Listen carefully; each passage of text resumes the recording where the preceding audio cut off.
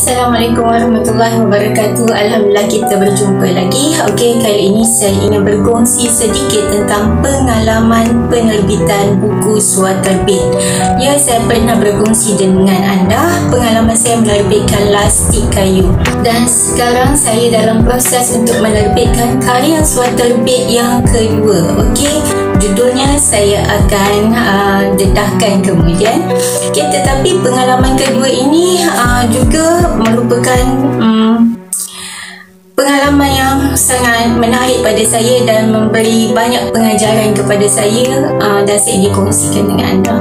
Okey, sebagaimana kita tahu bahawa dalam dunia penulisan atau dunia buku, setiap kali kita membaca buku, kita akan rasa kurang selesa jika kita menemui banyak kesalahan ejaan, lepas tu letakkan titik, nokta, huruf besar, huruf kecil, okey, ataupun kesalahan tata bahasa atau pengolahan ayat yang tak sepatutnya diulang. Ia sebenarnya agak memenatkan ya bila kita sendiri sedar perkara itu dan kita mampu mengubahnya sebelum ia dicetak.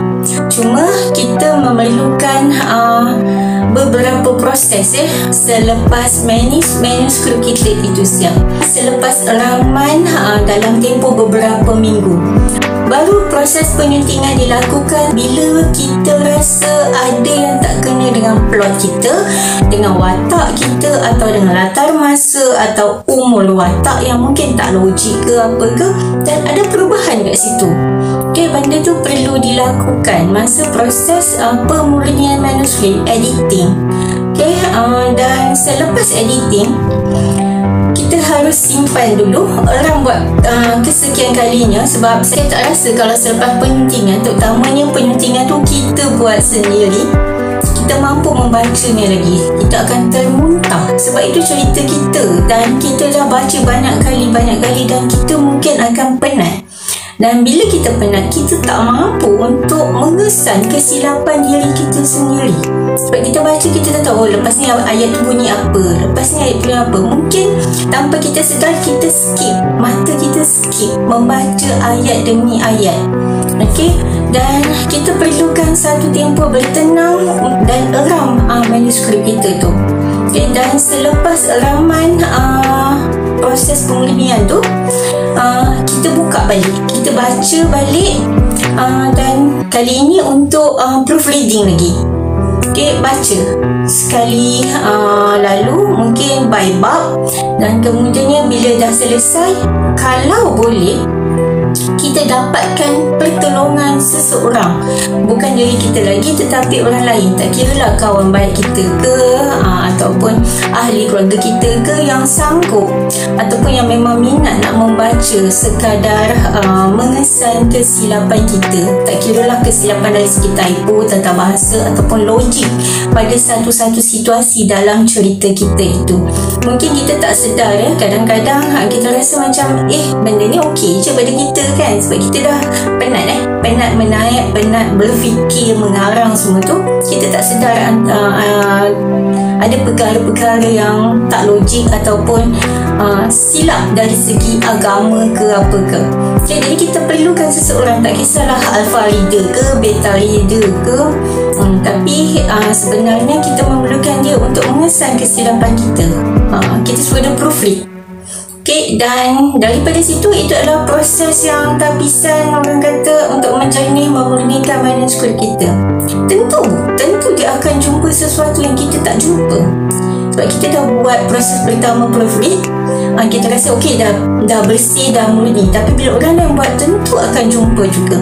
Itu tak ada sangkalan terhadap perkara ini.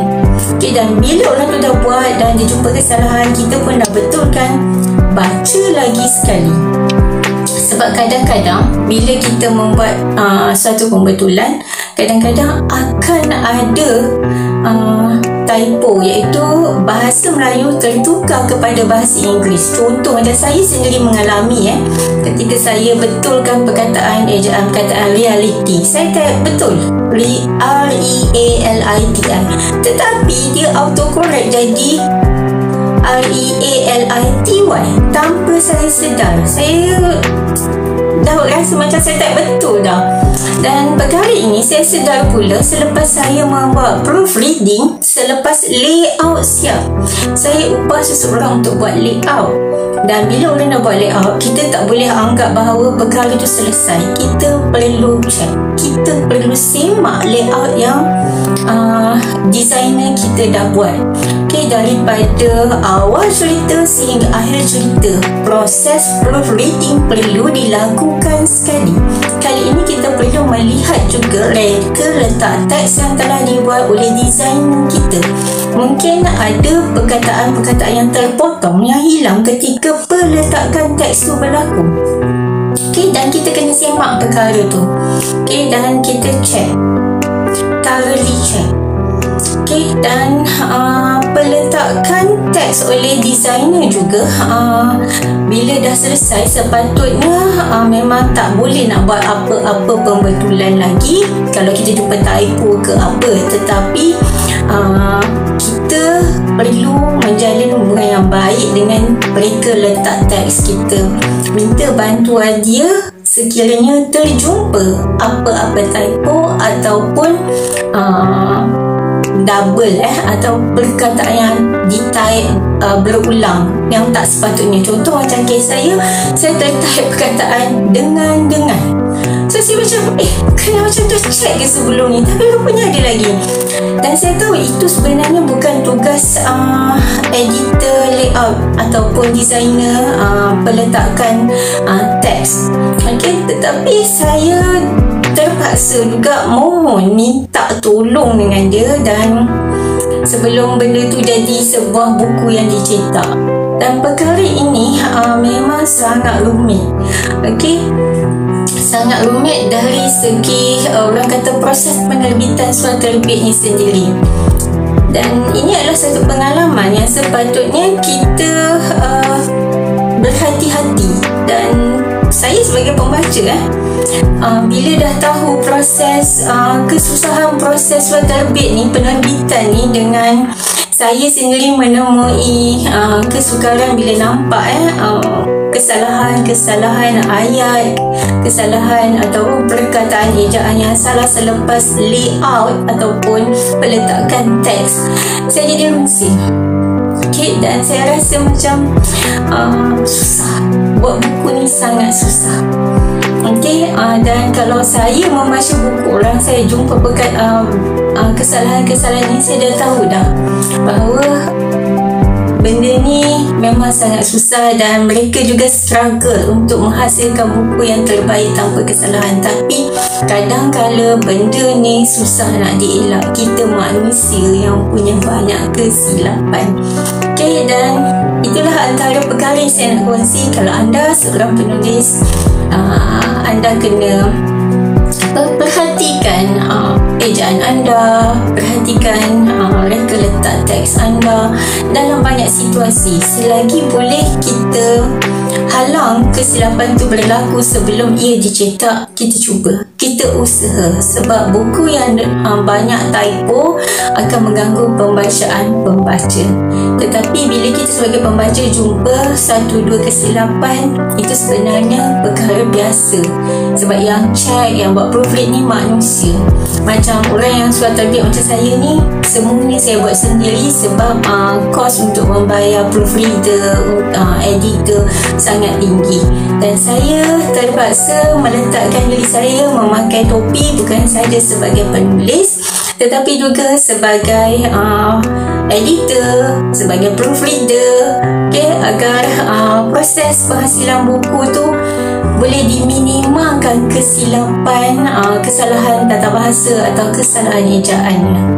Okay, dan begitu juga dengan tugas mereka letak teks. Dia juga boleh membantu untuk mengurangkan kesilapan-kesilapan yang dihasilkan oleh pemilik buku itu dengan menegur kalau dia jumpa, atau dengan membantu bila diminta bantu untuk mendelete atau membetulkan beberapa perkataan yang dikesan selepas reka letak teks dibuat. Okey, sekian dulu perkongsian saya untuk pengalaman surat terbit. Semoga ia memberi manfaat kepada anda semua yang mendengar. Sekian, Assalamualaikum warahmatullahi wabarakatuh.